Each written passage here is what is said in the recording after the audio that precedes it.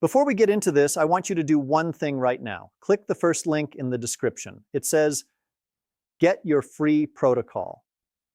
It is the complete step-by-step guide that goes with everything I am about to share with you today.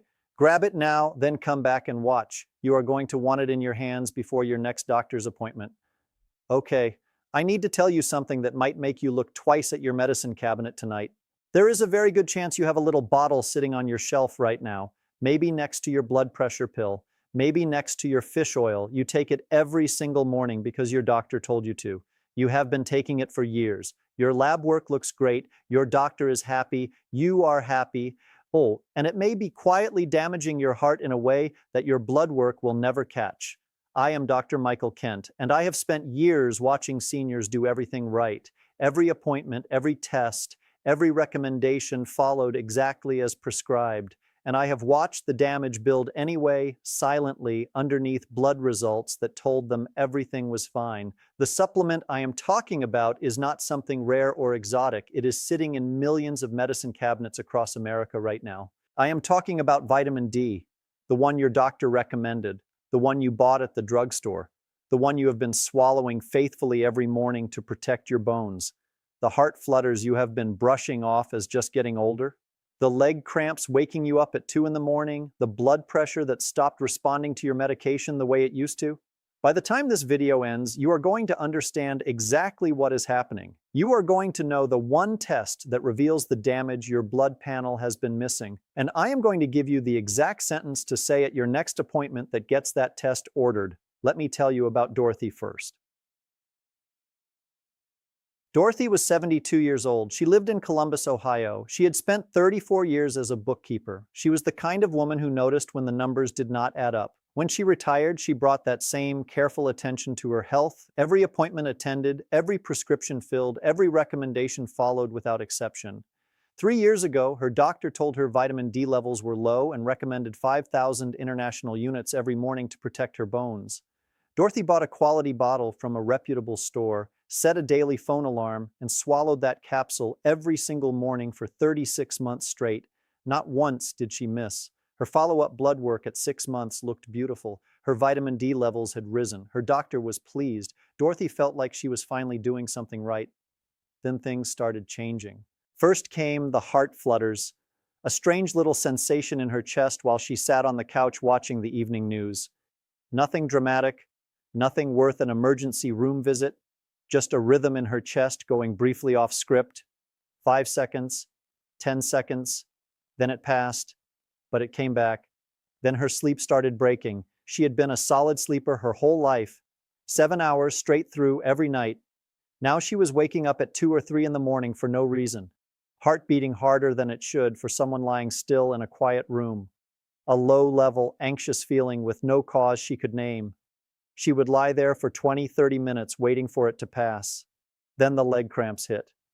These were not minor discomforts. These were agonizing, seizing cramps that grabbed her calf muscle like a fist and refused to let go, dragging her out of bed to stand on cold tile until the spasm finally gave up, multiple nights a week, for months. At every checkup, she brought all of it up, the flutters, the sleep, the cramps. Every time she was told gently and consistently that these things were just part of getting older. Her vitamin D was excellent. Everything looked fine. Everything was not fine. A new cardiologist investigating the palpitations ordered a test Dorothy had never heard of. Not an EKG, not a stress test, a specialized scan that looks at something happening inside the walls of the arteries themselves. Something structural, something that had been quietly building for months without triggering a single flag on any standard test. Dorothy had the imaging done, less than 15 minutes, no needle, no treadmill, no dye injection. She went home and waited for the result. The result came back at 482. She asked the cardiologist to explain what that number meant. Severe, she was told. Extensive calcification already present. A statin was needed immediately. Her blood pressure medication required adjustment. At no point in that appointment did anyone ask Dorothy what supplements she had been taking. At no point did anyone connect that number to the capsule she had swallowed every single morning for 3 years. Dorothy connected it herself. She went home, sat at her kitchen table with a notepad and a cup of cold coffee, and asked herself one question. What changed 3 years ago? One thing had changed. The biology your doctor never had time to explain. Here is the piece of science that makes this whole story land. When you swallow a vitamin D pill, the first thing it does in your gut is open a gate. It activates channels in the lining of your intestine that pull calcium from your food directly into your bloodstream. Normally, your gut absorbs about 10 to 15% of the calcium passing through. Once vitamin D shows up, that jumps to 30 or 40%. A massive surge of calcium pours into your blood. That is exactly what vitamin D is designed to do. Open the gate. Let the calcium in. Here is the problem. That is all it does. Vitamin D opens the gate and walks away. It has no ability to control where that calcium goes next. It does not send the calcium to your bones. It does not stop the calcium from going somewhere it should not go. It just floods your bloodstream with calcium and leaves the routing entirely up to other systems. And when those other systems are not in place, that calcium does not go to your bones. It goes to your arteries. It embeds into the walls of your blood vessels. It stiffens the leaflets of your heart valves. It hardens in your kidney tissue. Arteries that were designed to be flexible, living tissue become rigid calcified pipes. When your heart pumps blood through a healthy artery, the artery stretches to absorb the pressure. A calcified artery cannot stretch. It transmits the full force directly. Blood pressure climbs, the heart works harder. The risk of heart attack, stroke, and sudden cardiac death rises with every month of continued calcification. This is called the calcification paradox. The senior taking vitamin D faithfully every morning to protect their bones has unknowingly been giving their body the instruction to cement the inside of their cardiovascular system. The very supplement prescribed to strengthen the skeleton ends up hardening the arteries instead. And because the blood panel only measures the vitamin D level, not what the vitamin D has been doing with all that calcium, the quarterly report keeps coming back excellent. The 4 failures happening simultaneously. Failure 1, the missing molecule.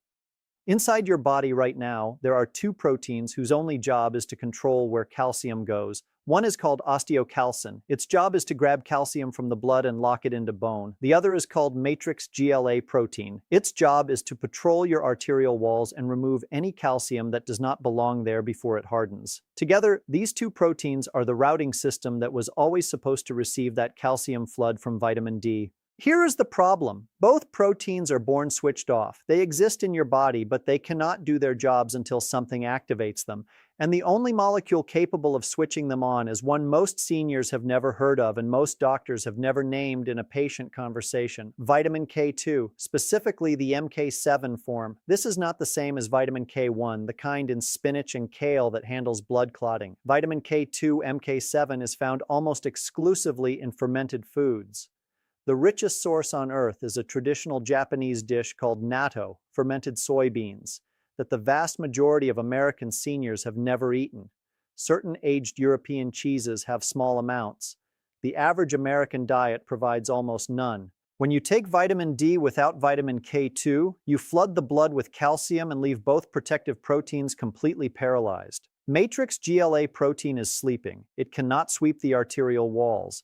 Osteocalcin is sleeping. It cannot deliver calcium to the bones. The calcium follows the path of least resistance and deposits into available soft tissue. Your arterial walls are available soft tissue. Your heart valve leaflets are available soft tissue. A major study called the Rotterdam Study, published in 2004, followed nearly 5,000 people over age 55 for more than 7 years. People with the highest vitamin K2 intake had a 57% reduction in death from coronary heart disease and a 52% reduction in severe arterial calcification. Vitamin K1 provided zero cardiovascular protection. The protection was entirely from K2. That research has been sitting in peer-reviewed journals for over 20 years. The standard vitamin D recommendation still does not mention it.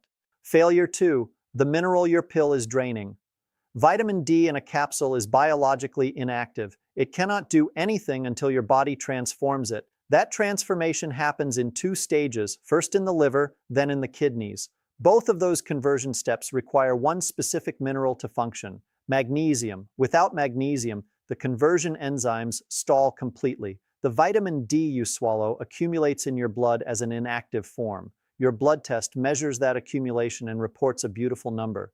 Your doctor looks at that beautiful number and is pleased, but the active version that should be reaching your cells is barely being produced. Meanwhile, every time your body attempts the conversion, it burns through whatever magnesium reserves you have left.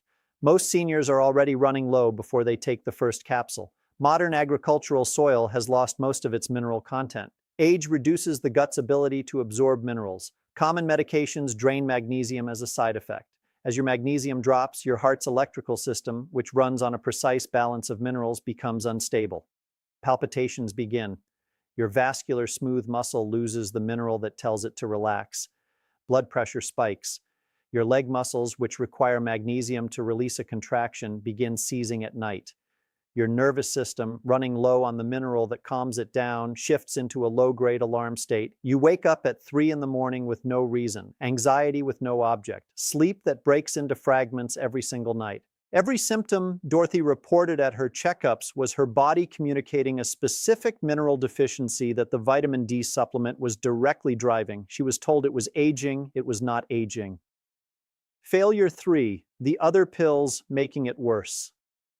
There is a combination sitting in a lot of seniors' pill organizers right now that makes all of this significantly faster and more damaging. If you take a proton pump inhibitor, drugs like omeprazole or Prilosec for acid reflux, you are blocking the stomach acid your intestines need to absorb magnesium. A senior on a daily PPI is chemically limited in how much magnesium they can absorb from food, no matter how well they eat.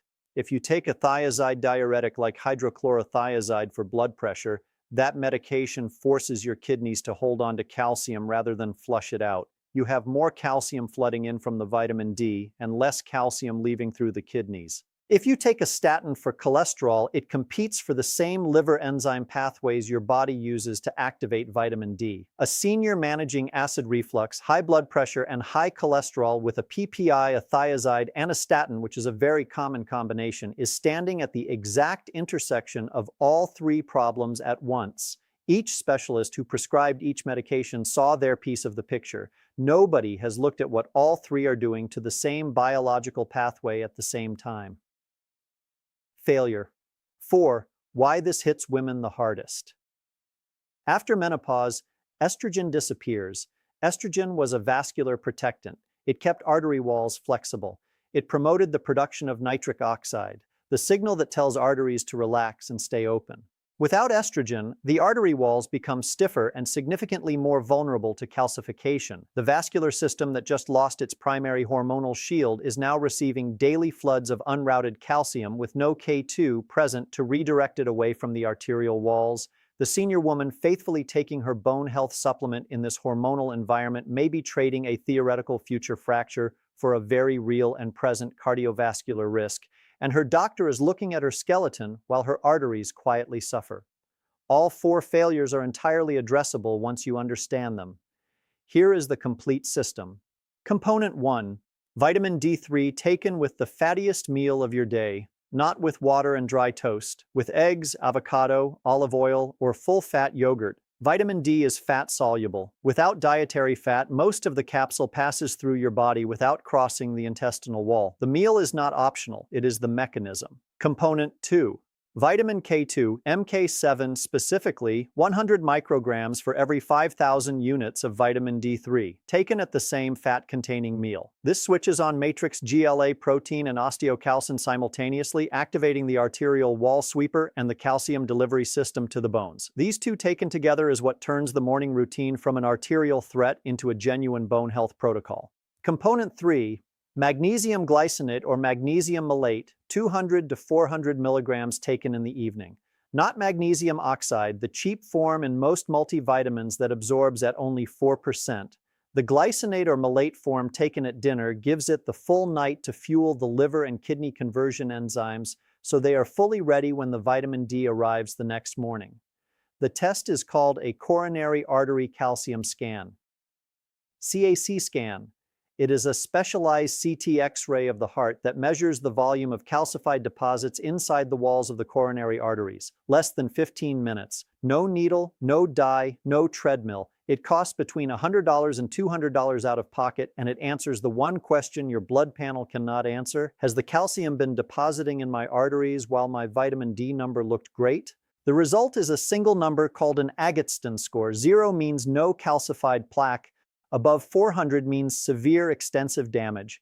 That is the test that came back at 482 for Dorothy. I have been taking high-dose vitamin D without vitamin K2 for an extended period, and I am concerned about the calcification paradox because my matrix GLA protein has likely been inactive this entire time. Unrouted calcium may have been depositing into my arterial walls. I am requesting a coronary artery calcium scan to check my Agatston score, along with intact parathyroid hormone and red blood cell magnesium. That sentence changes the appointment the moment you say it. You leave with a scan ordered, not a pat on the shoulder. When Dorothy ran the complete three-part protocol, the palpitations that had been visiting her every evening for 18 months resolved within weeks. The leg cramps stopped. Her sleep returned to 7 solid hours. Her blood pressure stabilized. At the 12-month mark, her follow-up CAC scan showed the progression had completely stopped, not reversed, stabilized. K2 prevents new calcium from depositing. It does not remove what is already there, but the slope that had been heading in one direction was now flat. She told her daughter, "I did everything right. I just needed one more piece of information, and that piece was available the entire time." If you have been taking vitamin D without K2 and never heard any of this, you are not alone and you are not to blame. The instruction manual was never handed over. Click the second link in the description right now. It says, "Get your free protocol."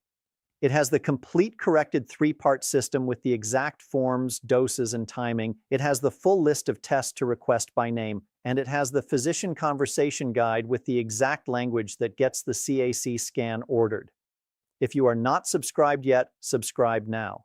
The next video covers what happens when your Agatston score comes back high and what the full intervention pathway looks like from there. Subscribe so it reaches you when it goes live, and leave a comment right now with how long you have been taking vitamin D alone without K2, just the number of years. I read every single one. That number tells me exactly how many people in this community have been running an incomplete protocol without knowing the second page existed. This video is for educational purposes. Always consult your physician before making changes to your supplement or medication routine.